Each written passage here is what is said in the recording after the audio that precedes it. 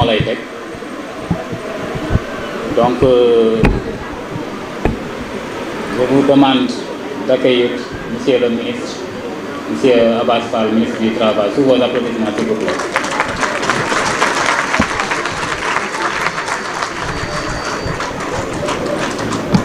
Merci beaucoup. Assalamu alaikum.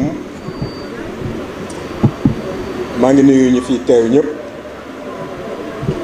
ngeen may ma xëy na je vais faire un blending damay jaxase peut-être français bi ak anglais bi wala ak olof bi c'est bizarre hein temps yi français ak anglais rek laay wax xam naa je vais retourner dans les classes certainement donc di nuyu ñu fi teew ñëpp j'ai commencé par saluer la présence des différentes autorités ici parlementaires. Je commencerai par l'honorable député Ndak Cham, qui représente ses collègues députés du département de Dakar, mais au-delà de l'Assemblée nationale. Saluer la présence des représentants des différents ministères, celui de la formation professionnelle principalement, à travers Madame la représentante du directeur de l'ONFP. Saluer la présence de mes frères de parti qui ont des responsabilités au niveau de l'État. Je pense à mon frère et ami M. Makhtar Magasuba, directeur général de la SICAP, qui est un voisin direct de Grand Dakar. Je pense à mon frère aussi Demba Dioum, directeur général de l'ANAMO. Je vois aussi Serigne Mor Bousso, donc qui est à l'action sociale. Je vois mon très cher frère Dramé, qui a des responsabilités occultes. On le voit souvent à la télé. Certainement qu'il nous cache quelque chose. Je salue aussi la présence de M. Alioune Badara Sarr, que vous appelez affectueusement ABS. Je tenais à le remercier pour tout ce qu'il fait pour la commune de Grand Dakar. li naan njaboot moom lu mu tuuti loo ca def nit ñi yëg ko gis nañ li ngay def ci njabootu Pastef bi nga xam ne léegi ci nga bokk ñu ngi lay remercier aussi di la encourager di nuyu aussi les autorités politiques qui sont là. dama waroon commencer par le coordonnateur de la commune de Grand Dakar M. Boubacar Diallo mais comme daf ma sant ma jël kàddu ci turam xëy na su ma ko mujjee ci nuyoo yi du wàññi dara di nuyu la JPS à travers leur coordonnateur départemental Serigne Mor Bousso ici présent, mais particulièrement le coordonnateur de la commune de Grand Dakar de la JPS Omar Diaw sama nijaay la woon mais léegi dama ko tegg nekkatu ko di nuyu waa Mojib Grand Dakar à travers Mame Diarra. Effectivement Mame Diarra mu ngi fàttaliku lu yàgg léegi Mame Diarra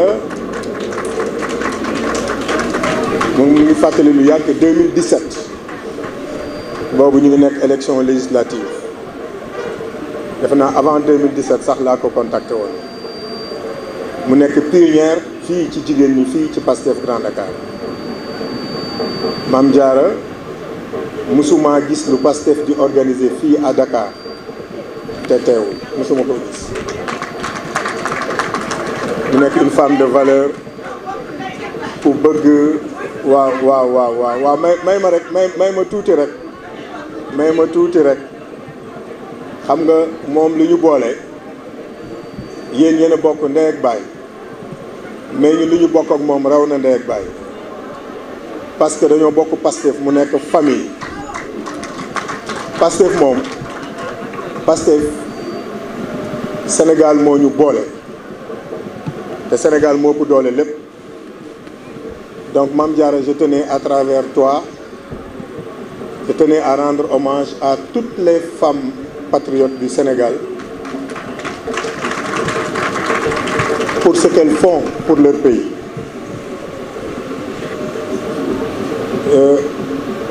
May ma aussi me féliciter le Premier ministre, M. Ousmane Sonko,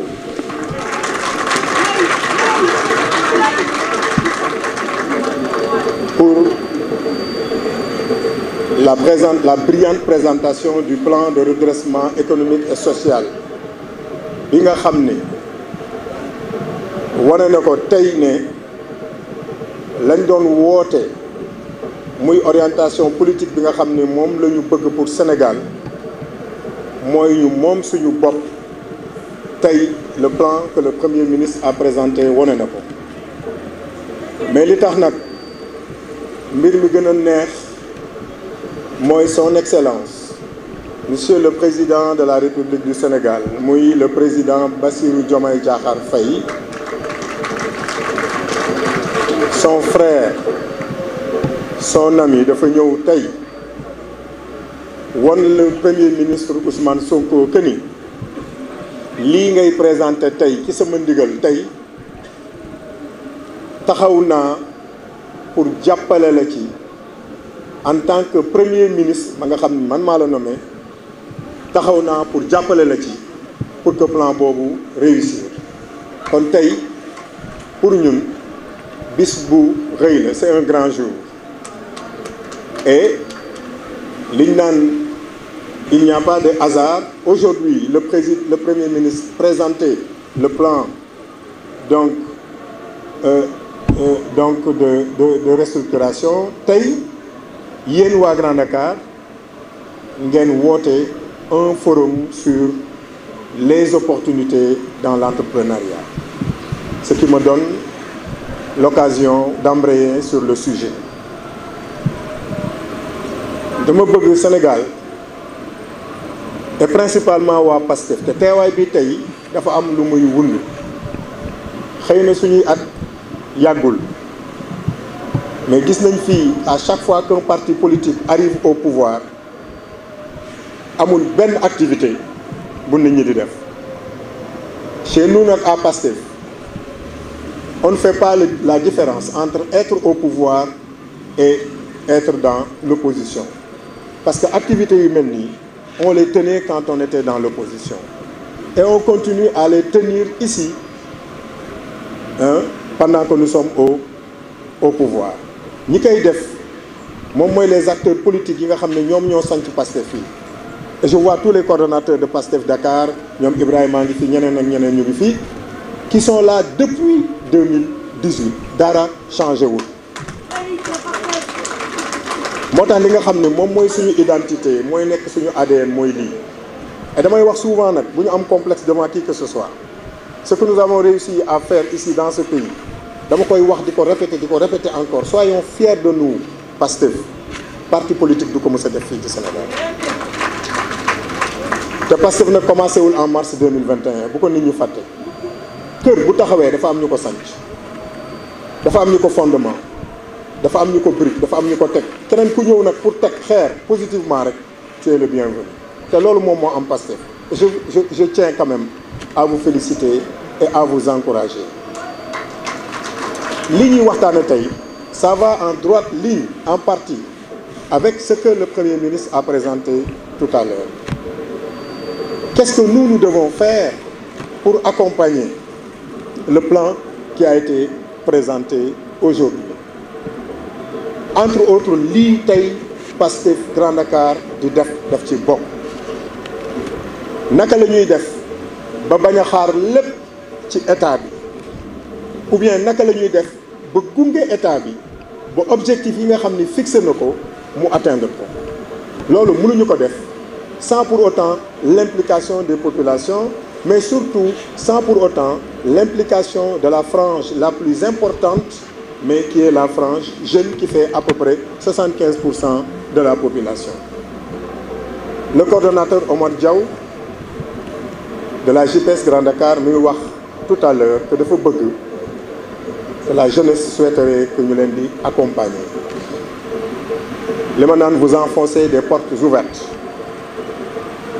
man xëy na war naa ko wax wala war naa ko bañ a wax toute ma vie depuis 30 ans je ne fais que ça, je ne fais qu'aider les jeunes à entreprendre, je les forme et je les aide à entreprendre toute ma vie loolu laa def. Je n'ai pas attendu d'être ministre pour le faire. am na fi ñu bari ñoo xam ne ñu ngi fii defe naa seen njaboot jaar nañ sama loxo maa ngi koy sant yàlla alhamdulilah. J'ai toujours encouragé les jeunes à la formation et à l'entrepreneuriat. Toujours. Et je dis, si aujourd'hui, cette jeunesse est consciente de plus en plus de cela et demande à être aidée, je crois que liñ naan kuy xaw ma kuy tëdd xaw ma ak kuy fanaan xaw ma tëj buntu du leen boole xaw ma olof nu mu koy waxee ah ku bëgg fu muy fanaan donc tëjal buntu bi du leen boole. Donc je pense que nous sommes tous conscients que ni on ne peut rien faire si on n'a pas une jeunesse formée et qu'on aide à entreprendre. Mënuñu toog di xaar état mu def lépp. Et il y a énormément de choses à faire dans ce pays. Et nous avons les outils pour vous accompagner. L'ONFP est là. Le 3FPT est là. L'ADPME est là. L'ADER est là. On a assez d'outils qui peuvent aider à financer les jeunes qui veulent entreprendre. Tout à l'heure, maa ngi wax ak suma yaay Aïda Mbodj ne ko maa ngi nii ci benn forum sur l'entrepreneuriat. Mais bëgg naa bu ñu ci jugee bu ñu jàppalee xale yi ba ñu former leen ba pare ba ñu organiser wu nga jàppale leen ñu am ay financement. Mu ne ma fii seen kër la këru sénégalais yëpp la mais jeune bu décider liggéey kese tax la jóg nga cibler projet boo xam ni dañ ci bëgg a liggéey xaalis dañ lay jox da nga ko fay dugal parce que nag il faut que mu leer xaalis bi xaalisu réew mi la te gis ngeen ñi ko yoroon lañ ci doon def mënuñu nag di permettre ay nit financer leen ba pare ñu jël xaalis bi dugal ko feneen. Loolu je crois que bu ñu demee ba loolu kese des yéen waa Pastef ragal naa ni du ngeen gàcceel seen leader du ngeen gàcceel seen président bi nga xam ni lu ne mu ngi koy def. Donc je tenais à vous rassurer par rapport à ça. Su ngeen soxlee formation, les instruments sont là pour vous aider à apprendre. Bu leen am complexe dama koy wax toujours. Université baax na def bac plus 10 baax na mais le programme que nous avons qui est l'agenda de transformation donc nationale vision 2050 a besoin de toutes les compétences. Bu leen xeeb benn métier et j'espère que pendant ce forum-là vous allez aider les jeunes à avoir une orientation beaucoup plus professionnelle qui mène vers l'entrepreneuriat plutôt qu'une orientation donc intellectuelle boo xam ni day jël temps te au finish du am benn njariñ pour la jeunesse. Donc je tenais à vous rassurer pour cela. Man personnellement lu ma mën ak lu ma mënul dinaa ko def incha allah pour accompagner leen les jeunes surtout mais accompagner les populations de façon générale. Le ministère que j'ai, le ministère du Travail, de l'Emploi, surtout de l'Emploi et des relations avec les institutions, donc njariñam du leneen lu dul fexe en relation avec les autres instruments qui sont disponibles, en relation avec les autres ministères, fexe ba le maximum d'opportunités d'emploi ñu am ko. Mais li ci gën a am njariñ fii mooy l'entrepreneuriat. Bu leen kenn nax. Organisez-vous en sensibilité dans des domaines peut-être différents avec des projets bien structurés. su ngeen ko indee dinañ leen jàppale ngeen am lu ngeen def et c'est ça le plus important, il n'y a pas autre chose. Bala may tëj ngeen may ma tuuti rek ma wax mes frères et sœurs coordonnateurs du département Dakar qui sont ici ne leen nañu continuer ce genre d'activité. Barki démb on était à la foire tey ñu ngi Grand Dakar peut-être suba ñu ngi HLM wala Médina wala feneen. C'est comme ça qu'on anime un parti. C'est comme ça qu'on anime un parti. te suñu leaders yi soxla nañu loolu. On a réalisé tellement de choses qu'on peut travailler sur des thématiques différentes communes yi porté ko ñu développé ko nit ñi xam ni Sénégal coow lay bari rek mais Sénégal mu ngi dox. Parce que tey bu ñu demee premier ministre wax na ko bu ñu demee depuis 15 mois ñu compté woon ci ay institutions financières telles que le FMI 15 mois 1 franc joxuñu ko Sénégal te terewul Sénégal mu ngi dox. musu ñoo toog benn weer fay ñu salaire courant coupé wul ndox am na hôpitaux yi ñu ngi fonctionner Sénégal mu ngi dox est-ce que xam ngeen nu muy doxee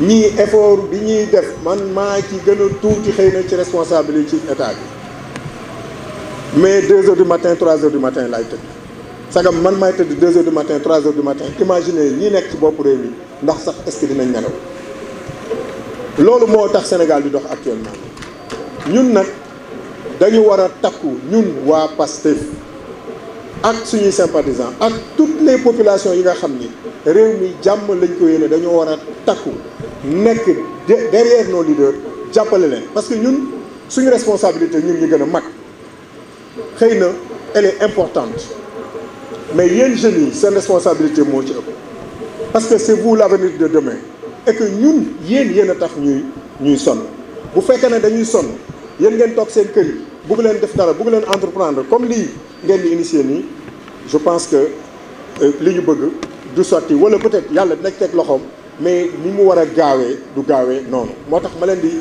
sensibiliser ci côté boobu. Tenez-vous prêts, le premier ministre l'a dit tey déglu ngeen ko bu baax xeex bi metti woon na trop fi lañ daan toog guddi ak bëccëg di jàmmarloo ak Macky Sall ak régime am parce que dafa am lu ñu doon bañ mais defe naa noyyi grenade lacrymogène moo gën a metti fuuf wax say yëre ne maa ngi dem liggéeyal sama réew defe naa lacrymogène yee gën a sàppe dëgg loolu dëgg wala lacrymogène yi ba léegi dafa metti ba léegi kon xam ngeen ni fi ñu jógee sori na li ki des nag mooy ñu takk suñuy nit def les sacrifices qu'il faut pour les générations à venir pour que Sénégal dàq ci réew yi nga réewu Afrique te man gëm naa ni dina nekk man gëm naa ni Sénégal incha allahu rabbi balaa mandat bi di jeex ba ñuy am 2e mandat incha allah Sénégal nañ teg seen bët ne réew mi soppeeku gannaaw yàlla kenn mënu ko tere moo tax ñii di tëb di dal nañu tey Sénégal laa gis ay nit bu ñu xëyee di ñaan guddi ak bëccëg ay nit échoué Sénégal laa ko gis Sénégal laa gis bu tawee sax wis rek gars yi filmé dugal ci réseaux sociaux yi naan ñaw yéen a voté loon Pastef Sénégal laa gis loolu waaye bu yoboo ñu noppalu de incha allahu rabbi yàlla muy jox nguur mi li tax mu jox ñu ko xam na yéene bi ñu am ci nguur te yéene boobu dañul du fi jugee tant que yéene boobu mu ngi fi incha allahu rabbi ndam rek la ñuy am nañ ñaan yàlla musal ci seytaane rek ba yéene boobu mu bañ a jub ci ñun parce que xeex bi ñu doon xeex metti na trop mais utuñu ci avantage utuñu ci dara ku leen wax ne nguur gi neex na mu ngi leen di nax gis naa fi ñoo xam ne tey buñ leen noonu kaa leen ngeen noppalu tuuti dañuy dugg ci ruq fecc parce que liggéey bu metti le responsable liggéey bu metti lañ nekkee waxuma ko pour dara mais man xam naa ci dara sama cabinet les membres de mon cabinet ñu ngi fii ñuy liggéey ak man gis nañ bu baax la ñuy def guddi ak bëccëg Sénégal kese moo ñu ñor leneen ñoruñu keneen nag ku ñuy yéene leneen lu dul loolu bu yeboo nga xam ne yaa ngi perdre sa temps ñii du ñu échoué incha allah parce que duñu leen seetaan ñun ñuy échoué. na si ñëpp jàpp dugg leen ci kër yi dugg leen ci kër yi wax leen ndaw ñi nañu regrouper ñu jàppale leen ñu am lu ñu def ma ni fukki junni yooyu commencé di ko yóbbu sa kër mu lew dong moo gën 1 milliard booy sàcc guddeeg bëccëg di ko yóbbu sa kër te yàlla bay sa tool soo commencé dara góorgóorlu ci incha allah yàlla dina la jàppale nga am leneen te ñun li ñu mën rek mooy encadrer leen ba ngeen def dara ñun loolu moom moo ñu intéressé leneen intéressé wu dama koy wax souvent man si j'ai accepté d'entrer dans un gouvernement c'est grâce à la jeunesse emploi moo tax ma jël bu doon loolu dama ci bëgg moo tax je le dis je reste disponible les instruments de formation sont là ils restent disponibles nos portes vous sont ouvertes suñuy bureau musul tëju en tout cas man sama bureau tëjuwul sama téléphone tëjuwul ku ma woo jot ma ku ma soxla gis ma uniquement nag pour l'intérêt des Sénégalais soxlawuma ku ma feccal soxlawuma ku ma woyal soxlawuma ku ma tagg li ma intéressé mooy est-ce que bu ma tëddee nelaw li tax ñu fal ma maa ngi koy def loolu rek moo ma intéressé di ñaan yàlla def jàmm ci réew mi danañu continuer comme ni ngeen ko waxee di leen accompagner mais en attendant que ñu dem ci yeneen activité en attendant que ñu gisewaat gën a waxtaan je profite donc de cette tribune pour déclarer ouvert les travaux du forum qui porte sur l'entrepreneuriat ici à Grand Dakar et je souhaite parfaite réussite donc aux organisateurs et à Pastef Grand Dakar. Salam alaikum wa rahmatullah.